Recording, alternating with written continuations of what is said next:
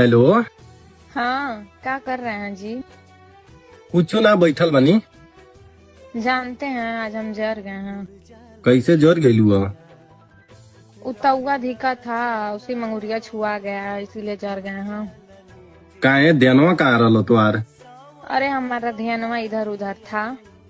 मने कहाँ ध्यानवा इधर उधर रहल त कहाँ रहल? आप ही ना बोले थे कि ज्यादा खीस बरेबू तो तहरा के ब्लॉक कर दे, इसीलिए सोच रहे थे कि आप सही में हमको ब्लॉक ना कर दें। अच्छा, तो जर गइलू ह त कुछ लगैलू ह कि नहीं? हाँ, वो अम्मा कवलगेट दी हैं तो लगा के बैठे हैं। अच्छा, कोलगेट लागल ह? दवाई ना लग पावल मुलायम वगैरह? नहीं, कवलगेट से ठीक हो जाता है। कवलगेट से ठीक हो जाता है? गांव का लोग हमेशा गंवारे रह जाए, न हिंदी बोले सऊर आवत न भोजपुरी से। अच्छा तो भोजपुरी बोलतू तू।